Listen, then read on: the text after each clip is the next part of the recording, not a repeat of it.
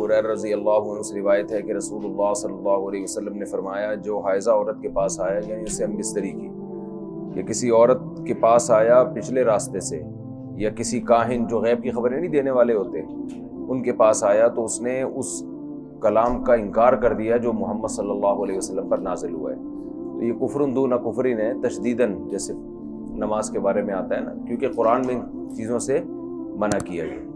حالت حیض میں بھی عورت کے پاس جانے سے منع کیا، اور اتیان فی الدبر پچھلے راستے سے آنے سے بھی منع کیا۔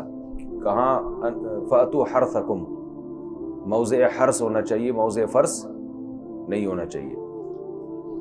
اور تیسری کاہنوں کے پاس، کیونکہ غیب کا علم اللہ کے سوا کسی کے پاس نہیں ہوتا۔ حضرت معاذ بن جبل فرماتے ہیں میں نے عرض کیا یا رسول اللہ میری زوجہ سے میرے لیے کتنا حصہ حلال ہے جبکہ وہ حیض کی حالت میں ہو؟ تو آپ نے فرمایا ازار کے اوپر، یعنی ناف سے اوپر چلیں، اور اس سے بھی بچنا افضل ہے، یعنی اس بات کا خطرہ موجود ہوتا ہے نا کہ انسان گناہ میں نہ پڑ جائے، اس لیے۔ حضرت عبداللہ بن عباس سے روایت ہے کہ رسول اللہ صلی اللہ علیہ وسلم نے فرمایا جب انسان اپنی زوجہ سے جمع کر بیٹھے جبکہ وہ حالت حیض میں ہو تو نصف دینار صدقہ کرے۔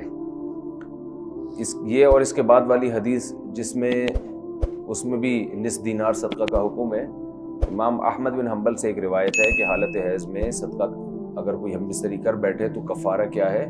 نصف دینار، لیکن جمہور کے نزدیک ایسا نہیں ہے، اس لیے کہ یہ دونوں حدیثیں ضعیف ہیں۔ جمہور کا مذہب یہی ہے کہ توبہ استغفار کے علاوہ اور کوئی راستہ نہیں ہے، اور یہ کبیرہ گناہ ہے۔ حضرت عائشہ فرماتی ہیں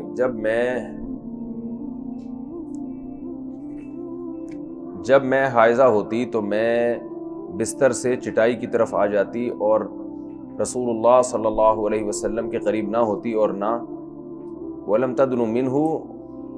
ندن منہ، ہم آپ کے قریب نہ ہوتے یہاں تک کہ ہم پاک ہو جاتے۔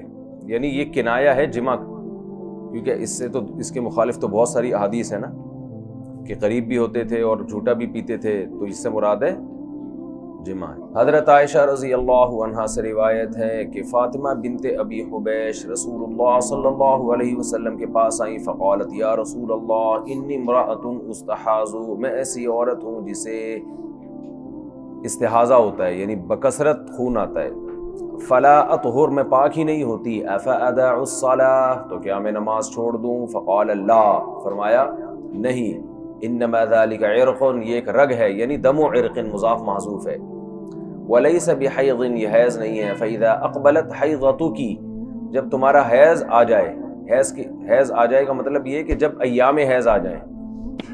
بھئی سوال ہوتا ہے نا کہ وہ تو اس کو حیض سمجھ رہی ہیں، تو نبی فرمانے جب حیض کے ایام آئیں تو نماز چھوڑ دو، تو کیا مطلب؟ یعنی جب حیض آئے تو نماز چھوڑ دو، وہ اسی میں تو کنفیوز ہے کہ یہ حیض ہے یا نہیں ہے، تو مطلب یہ ہے کہ ایام حیضتک، جب حیض کے یعنی وہ دن آ جائیں جن میں حیض کا خون آیا کرتا تھا تو ان دنوں میں نماز چھوڑو، اس کے بعد اور اس سے پہلے جو خون ہے اس کا اعتبار نہیں ہے۔ جی، خواتین کو اپنی عادت کا پتہ ہوتا ہے۔ فَإِذَا أَقْبَلَتْ حَيْضَتُكِ فَدَعِي الصَّلَاةَ وَإِذَا أَدْبَرَتْ، اور جب حیض کے ایام چلے جائیں فَاغْسِلِي عَنْكِ الدَّمَ، تو خون کو اپنے آپ سے صاف کرو، ثُمَّ صَلِّي۔ مسئلہ یہی ہے کہ جو عورت مستحاضہ ہوگی جسے کنفیوژن ہو جائے کہ یہ حیض کا خون ہے یا استحاضہ کا خون ہے، تو وہ جو اس کو جتنے ایام کی عادت تھی اتنے دن حیض کے کہلائیں گے۔ دیکھو اس مسئلے کو خوب سمجھو، کم سے کم ایام حنفیہ کے نزدیک حیض کے 3 دن اور زیادہ سے زیادہ 10 دن ہیں، دوسرے فقہا کا اس میں اختلاف ہے، بعض کہتے ہیں 1 دن ہے، بعض کہتے ہیں 15 دن ہے، تو اس میں ضرورت کے وقت کسی بھی مذہب پہ فتویٰ بھی دیا جا سکتا ہے۔ ضرورت کا مطلب حج میں بہت ضرورت پڑتی ہے، طواف زیارت رک رہا ہوتا ہے، تو آج کل تو طواف زیارت کے مسائل میں ہم حنابلہ کے مذہب پہ فتویٰ دے رہے ہوتے ہیں، تو لیکن جو احناف کے ہاں ہے جو عام حالات میں تو اسی پر عمل ہوگا نا، کم سے کم 3 دن اور زیادہ سے زیادہ 10 دن۔ اب مسئلہ یہ ہے کہ 3 دن سے اچھا طہر کے کم سے کم مدت 15 دن ہے، تو 2 حیض کے درمیان کم از کم 15 دن کا خون ہوگا، تو اس کو 2 خونوں کے درمیان کم از کم 15 دن کا وقفہ ہوگا، تو ان دونوں خونوں کو حیض کہا جائے گا۔ اگرچہ یہ فقہ کے مسائل ہیں لیکن تھوڑا سمجھنا ان کا ضروری ہے، فقہ کی کتاب میں یہ ڈیٹیل سے پڑھائے جانے چاہیے، لیکن بہرحال اتنا تو ہونا کہ کم از کم آپ کو جو فقہ حنفی کا تو پتہ ہونا کہ مسائل کیا ہیں، موٹے موٹے مسائل. تو دو خونوں کے درمیان کم سے کم کتنے دن کا وقفہ ہوگا؟ 15 دن کا. 15 دن سے کم اگر وقفہ ہوا ہے تو وہ الگ حیض نہیں کہلائے گا، وہی پرانے سے ہی خون، اس خون کو پرانے ہم اس سے ہی جوڑیں گے.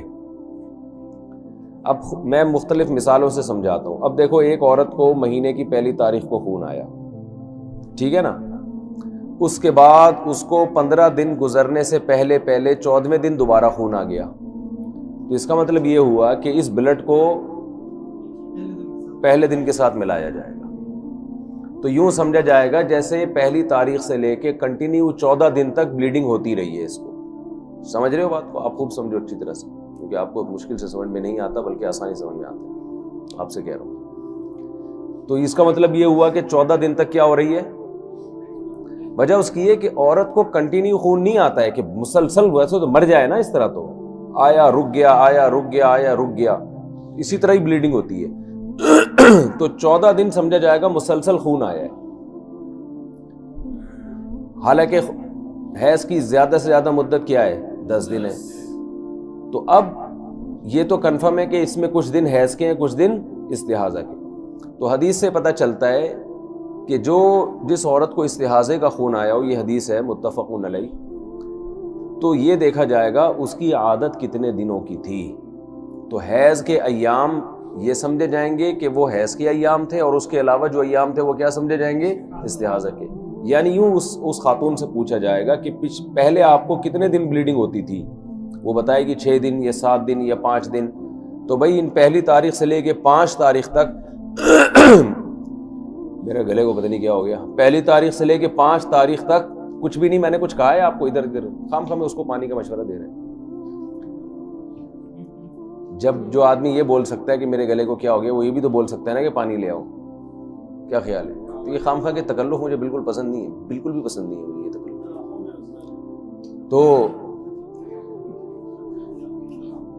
تو جو ہے نا، تو یہ جو لوگ کرو تو نا، آپ کو یاد مجلس میں کھانستا فوراً پانی لے کے آ جاتے ہیں. مجھے یہ بہت سخت اس عمل سے کوفت ہوتی ہے کہ تمہیں کسی نے بولا ہے پانی لانے کو. یہ تکلفات ہیں. قرآن میں نا مانا من المتکلفین، اللہ کو تکلف پسند نہیں ہے. بھائی اس نے منہ سے بولنا ہوگا، خود ہی بولے گا پانی لے آؤ جا کے. خدمت کا مطلب یہ ہوتا ہے سامنے والے کو آرام دینا، سہولت دینا. تو وہ منہ سے بول دینا کہ مجھے یہ چاہیے. بعض مجالس ایسی ہیں ان میں بولتے ہوئے شرم آ رہی ہوتی ہے، تو وہ پانی بولتے ہوئے کسی کو شرم نہیں آ رہی ہوتی. کھانے بولتے ہوئے شرم، بھوک لگ رہی ہے، کھانے کا بولتے ہوئے آدمی کو شرم آتی ہے، پتہ نہیں میزبان کر سکے گا، وہاں پوچھ لینا چاہیے خود سے.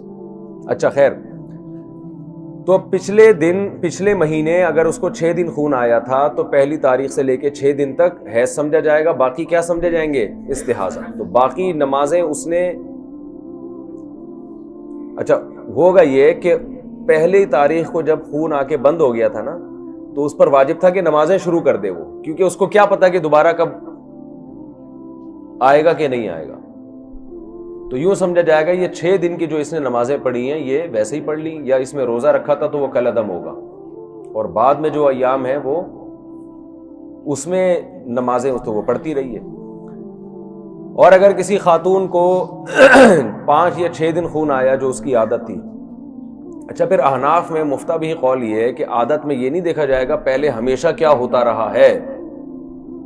اس میں آسانی اس میں ہے کہ عورت بس یہ دیکھ لے کہ پچھلے مہینے کتنے دن خون آ کے بند ہوا تھا بس. تو جتنے دن پچھلے مہینے آیا تھا وہی عادت سمجھی جائے گی، کیونکہ اس میں عورت کو بہت پریشانی ہوتی ہے کہ وہ دیکھے کہ میں جب سے بالغ ہوئی ہوں اس وقت سے کتنے دن خون آتا رہا ہے. تو بعض دفعہ ان کے پاس نہیں وہ حساب ہوتا. عورت کو چاہیے تو صحیح کہ وہ حساب رکھے اپنے پاس، کیونکہ یہ شرعی مسئلہ ہے. اپنے ایام نوٹ کریں کہ کتنے دن ان کی عادت ہے. لیکن جو آخری مرتبہ جو جتنے دن حیض آ کے بند ہوا تھا وہ دن کیا سمجھے جائیں گے؟ حیض کے ایام عادت سمجھے جائیں گے، اس سے پہلے کا اعتبار نہیں. تو اب ایک عورت کو بلیڈنگ شروع ہوئی، پہلے دن آ کے بند ہو گئی تو نماز شروع کر دے گی. لیکن 15 دن سے پہلے پھر آ گئی تو اس کا مطلب یہ نماز اس نے غلط پڑھی تھی. ٹھیک ہے نا؟ روزہ رکھا تھا تو وہ بھی غلط تھا، کیونکہ یہ سارے ایام کنٹینیو خون ہی سمجھا جائے گا. ایک عورت کو 3 دن خون آیا، وہ سمجھ گئی کہ یہ حیض ہی ہے، وہ نماز چھوڑ دی اس نے. اس کی عادت تھی 4 دن خون آ کے رکا ہی نہیں، وہ ابھی پھر جاری ہے، تو وہ نماز نہیں پڑھے گی. سمجھ رہے ہو؟ کیونکہ غالب یہی ہے کہ بھئی یہ بھی ہو سکتا ہے حیض ہو اور یہ عادت اس کی تبدیل ہو گئی ہو. لیکن وہ چلتے چلتے 10 دن کو جب خون کراس کرے گا، اگر 10 دن سے پہلے بند ہو گیا نا، 9 دن بند ہو گیا تو یہ سمجھا جائے گا اس کی عادت تبدیل ہو گئی ہے، اور 9 دن اس نے جو نماز چھوڑی بالکل ٹھیک کیا. لیکن اگر 10 دن کے بعد بھی وہ خون چلا ہے، بلیڈنگ ہوئی ہے، تو یہ اس کی علامت ہے کہ جیسے کہ حدیث میں آتا ہے کہ اگر یہ خون رک ہی نہیں رہا تو پھر ایام حیض کی طرف اس کو لوٹایا جائے گا. ایام حیض جو تھے وہ حیض کے سمجھے جائیں گے، اس کے علاوہ کتنے استحاضہ کے سمجھے جائیں گے. تو وہ جو نمازیں پڑھی ہیں، وہ جو نمازیں چھوڑی ہیں، وہ قضا کرنی پڑیں گی. یہ مسئلہ ہے اس کا حیض کا.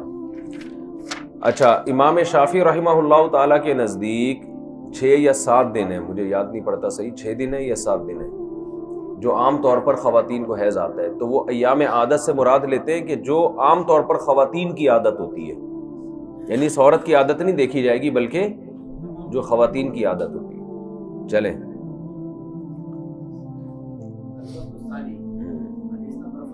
اس پر تو سب کا اتفاق ہے. یہ تو حدیث میں مضمون بہت واضح ہے کہ ایام عادت کی طرف لوٹایا جائے گا عورت کو. جو بھی پریشان ہوگی نا کہ یہ حیض ہے، یہ استحاضہ ہے، تو ایام عادت کی طرف لوٹایا جائے گا.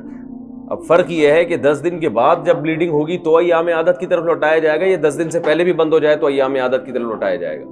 تو ہم یہ کہتے ہیں 10 دن کے بعد جو خون آئے گا اس کو کیونکہ اس کی سب سے بڑی دلیل یہ ہے کہ عورت کی عادت چینج بھی تو ہو سکتی ہے نا.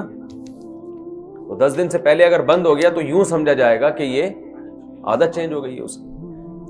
اور نارملی عورتوں کو، یعنی احناف کے جو 10 دن کی قید احناف نے لگائی ہے نا، اس کے بارے میں حدیث تو بہت ہی کمزور ہے، ضعیف ہے، کوئی روایت نہیں ہے اس بارے میں، اور کسی فقیہ کے پاس کوئی روایت نہیں ہے، یہ سب نے اجتہاد کیا ہے.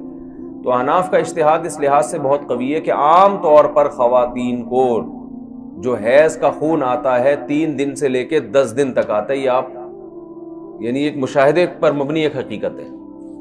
جو خواتین کو حیض آتا ہے نا، وہ عام طور پر 3 دن سے لے کے 10 دن تک. تو عام طور پر 10 دن سے زیادہ کسی کو آتا نہیں ہے خون. چلیں، اور ویسے بھی مہینے کا 1/3 ہے نا 10، تو کسی بھی شے کا 1/3 یہ کثیر ہوتا ہے. حدیث سے آتا ہے نا ثلث کثیر، 1/3 سے زیادہ وصیت سے منع کیا، کیونکہ ثلث کو کثیر قرار دیا ہے، مال کا کثیر حصہ ہے. تو یہاں سے بھی احناف نے استئناس کیا ہے. اس کو استدلال نہیں کہتے، اس کو کہتے ہیں استئناس. یہ کوئی مضبوط دلیل نہیں ہے، لیکن جب مضبوط دلیل کسی کے پاس بھی نہیں ہے اس بارے میں تو استئناس کیا جائے گا. تو ثلث کسی بھی چیز کا کثیر ہوتا ہے. تو جیسے امام احمد بن حنبل کے نزدیک غالباً 15 دن ہے، تو وہ کہتے ہیں نصف جو ہے وہ نصف سے زیادہ ہوگا تو کوئی اکثر شہر ہو جائے گا نا، تو پورا شہر تو ہو نہیں سکتا. بھائی ایک مہینے میں عورت کو ایک ہی دفعہ حیض آئے گا نا، 2 دفعہ تھوڑی. غالب تو یہی ہے. تو انہوں نے یہاں سے استئناس کیا. احناف کہتے ہیں کسی بھی شے کا 1 ثلث کیا ہوتا ہے؟ کثیر ہوتا ہے. 1 ثلث سے زیادہ اگر ہم اس کو حیض شمار کریں گے تو اس کا مطلب یہ ہوا کہ عورت کو طہارت کے ایام اور ناپاکی کے ایام قریب قریب ہو جائیں گے، جبکہ یہ بات طے شدہ ہے کہ حیض چند دنوں کا ہوتا ہے، طہارت کے ایام زیادہ دنوں کے ہوتے ہیں. تو چند کو آپ 1 ثلث سے کیسے بڑھا سکتے ہیں؟ سمجھتے ہیں؟ یہ 2 عقلی دلائل ہیں، یہ بہت مضبوط ہیں. ایک تو عام طور پر خواتین کی جو عادت ہوتی ہے 3 دن سے 10 دن، اس سے زیادہ نہیں، اور دوسری یہ 1 ثلث ہے.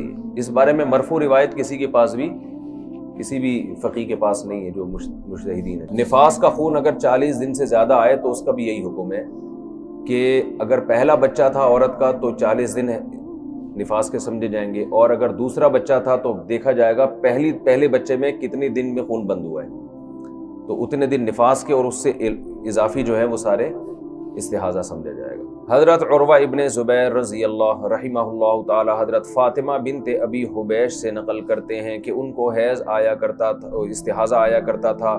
انہوں نے نبی نے ان سے فرمایا اذا کان دم الحیض، اگر جب تمہیں حیض کا خون آئے فإنہ دم اسود یعرف، تو سیاہ رنگ کا خون ہوتا ہے. سیاہ اسود جو ہے نا، یہ ہر لائٹ کلر کے مقابلے میں بھی ہر ہلکے رنگ کے مقابلے میں جو رنگ ہو اس کو بھی اسود کہا جاتا ہے.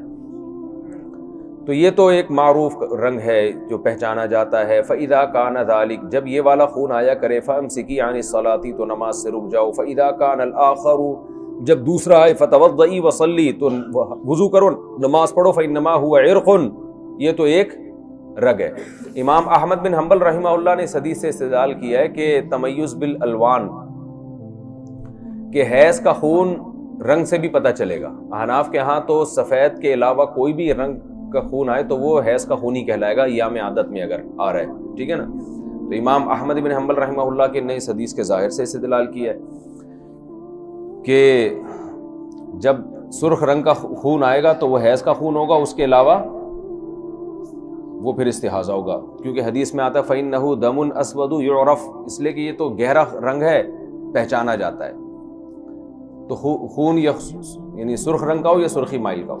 تو ہم یہ کہتے ہیں کہ یہ قید اتفاقی ہے. قید اتفاقی کا مطلب یہ ہے کہ عام طور پر عورتوں کو اسی کلر کا خون آتا ہے، یہ احتراز کے لیے نہیں ہے کہ اس کے علاوہ رنگ کا آئے گا تو وہ حیض نہیں ہے.